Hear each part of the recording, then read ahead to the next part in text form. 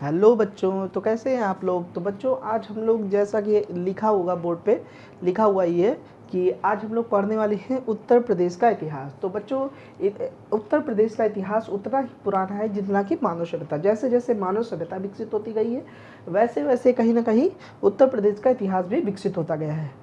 तो हम लोग इतिहास को और उत्तर प्रदेश के इतिहास को दोनों को एक साथ मिला करके पढ़ने वाले हैं। तो उत्तर प्रदेश अगर इतिहास की बात करें तो इतिहास को हम लोग 3 भागों में बांटकर उसका अध्ययन करते हैं। Prehistory age, protohistory age और हिस्ट्री एज। तो प्री हिस्ट्री एज को 3 भागों में बांट करके हम लोग यहाँ पे पढ़ने वाले हैं। पाषाण काल को अर्थात स्टोन एज को हम लोग 3 भागों में बांट करके उसको पढ़ने वाले हैं। तो पहला है हमारा स्टोन एज, ठीक है। स्टोन एज को हम लोग 3 भागों में बांट के देखने वाले हैं। तो पहला है पुरा पाषाण काल, दूसरा है मध्य पाषाण काल और तीसरा है हमारा नवपाषाण काल। तो चलिए आइए देखते हैं कि कैसे कैसे क्वेश्चन हमारे पुरा पाषाण काल से बनते हैं। तो बेलन घाटी, जो कि बेलन घाटी किसकी सहायक नदी है, टोन्स की सहायक नदी है। और ये कहाँ पे स्थित है, बेलन घाटी कहाँ पे मुख्यतः पाई जाती है, तो ये सोनभद्र में पाई जाती है। तो इसकी खोज किसने की थी, तो जी.आर. शर्मा के द्वारा इसकी खोज की गई थी। तो जी.आर. शर्मा के द्वारा इसकी खोज की गई थी।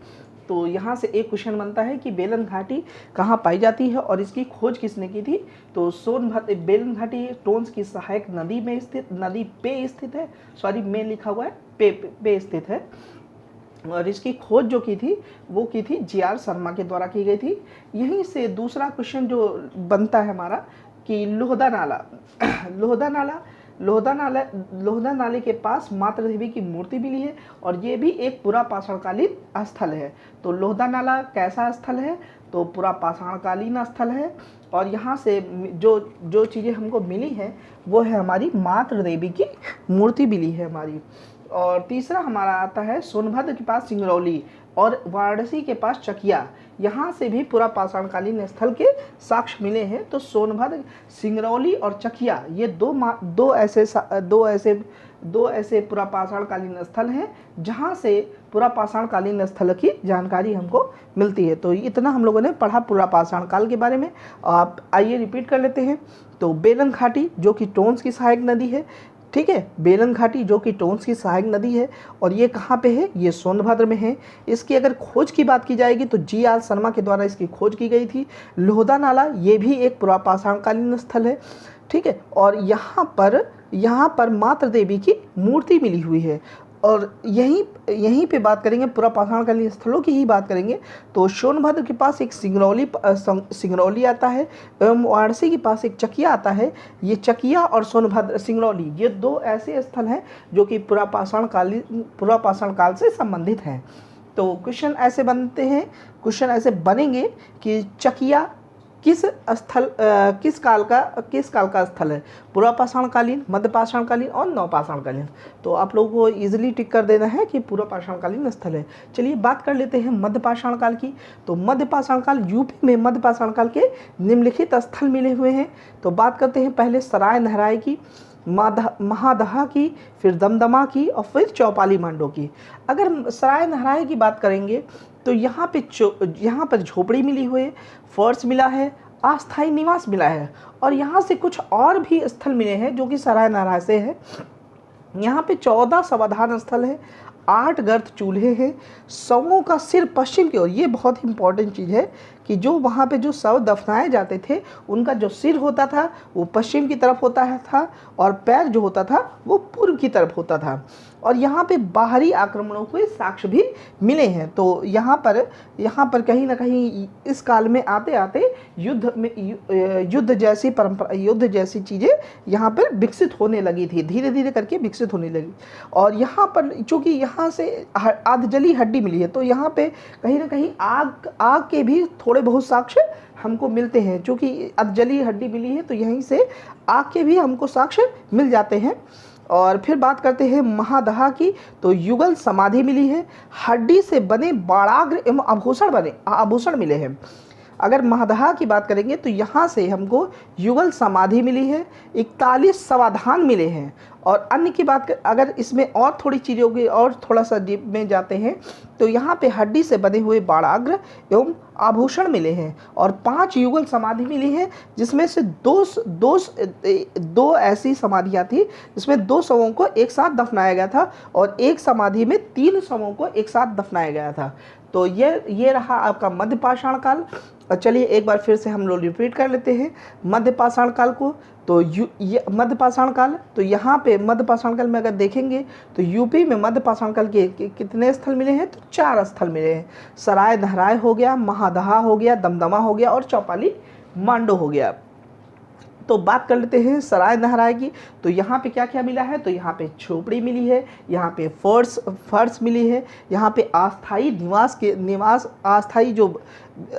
निवास के साक्ष्य भी यहाँ पे मिले हैं। अगर इसमें और थोड़ी बात करना चाहें तो यहाँ पे 14 समाधान मिले हैं और 8 गर्त चूल्हे मिले हैं। और जो समूह का सिर होता था, यहाँ पे जो दफनाए की जो परंपरा थी वो उसमें ये था कि यहाँ पे जो सिर होता था वो पश्चिम की ओर और पैर जो होते थे वो पूर्व की ओर किए जाते थे।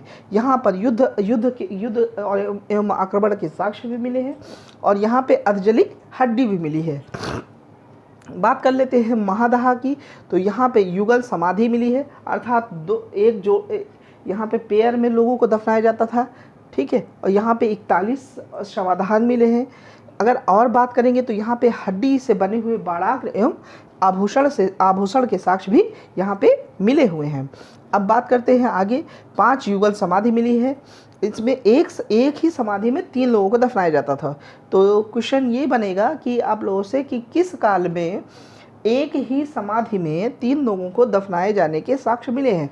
पूरा पाषाण काल, मध्य पाषाण काल और नव पाषाण काल, ठीक है।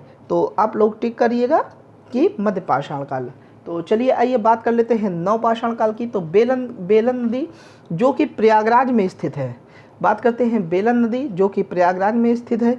इस पर निम्नलिखित नगर पाए गए हैं।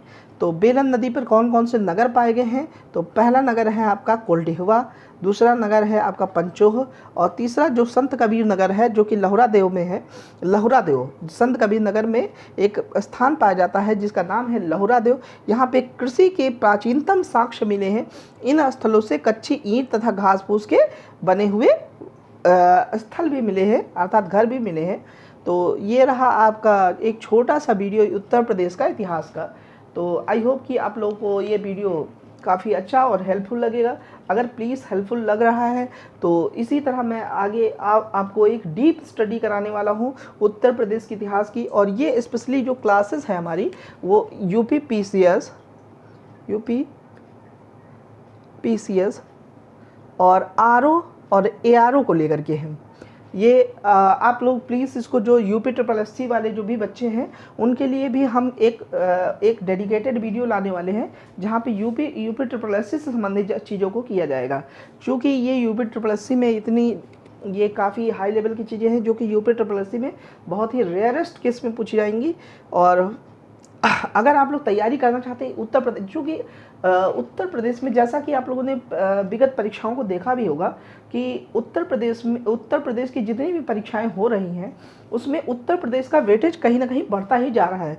तो इन केस आने वाले जो फ्यूचर होगा या भविष्य में जैसे कंपटीशन टफ होता जाएगा उत्तर प्रदेश को लेकर के बहुत सारी क्वेश्चन इसी तरह के बनने वाले हैं। तो अगर आप लोगों ने इस तरीके से स्टडी की है और इस तरीके से पढ़ा है तो उत्तर प्रदेश से जितने भी क्वेश्चन बनेंगे वो कहीं गलत हो ही नहीं सकते हैं। क्योंकि हम लोगों ने इस पे एक रिसर्च किया है और काफ़ी रिसर्च के बाद में ये वीडियो हम स्पेशली हम लेके आ रहे हैं कि आने वाले समय में और जो अभी तक क्वेश्चन बने हुए हैं और आने वाले समय में जो भी क्वेश्चन बनेंगे उनको लेकर के उनको कंपाइल करके हम लोग एक अच्छा और हेल्पफुल वीडियो लेके आएंगे ताकि आप लोगों की परीक्षाएं में जो भी क्वेश्चन आते हैं वो कभी पेपर से निकले ना, ठीक है। तो अगर आप लोगों को वीडियो अच्छा लग रहा हो तो प्लीज़ मुझे सपोर्ट करिए और परिवर्तन में मेरा साथ दीजिए। जैसा कि मेरा एक ध्येय वाक्य है परिवर्तन, ठीक है। लोगों के भविष्य, लोगों के फ्यूचर को चेंज करना हमारा उद्देश्य है परिवर्तन का। जो गरीब से गरीब बच्चा पढ़ सके उसको लेकर के हमने जो अभी मेरी जो सोच है उसको लेकर के मैंने कोशिश की है आप लोगों की हेल्प करने की। और प्लीज़ मेरे साथ दीजिए, और वीडियो अच्छा लग रहा हो तो प्लीज़ इसको शेयर सब्सक्राइब करिए और लाइक ज़रूर करिए, ताकि आप लोगों का एक एक लाइक हमारी कहीं ना कहीं 3 बजे जो मैं इस वीडियो को रिकॉर्ड कर रहा हूँ, लगभग रात के 3 बजने वाले हैं और इस वीडियो को रिकॉर्ड कर रहा हूँ, तो वो 3 बजे की मेहनत मेरी सफल हो जाएगी। प्लीज़ आप लोगों से हाथ जोड़ के निवेदन है कि सब्सक्राइब करिए। Thank you so much.